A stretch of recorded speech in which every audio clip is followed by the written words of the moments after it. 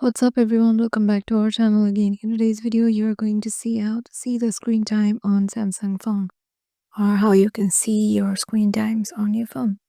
So to do that, let's head over to the settings option of our phone, and once you're there you can either go to the search bar and search for screen time, and go to screen time goal. And from here you find the screen time of your um Android phone. So if you head over to image, you see how much time you have spent on image or on socials. So you'll also get the times in which you are on socials.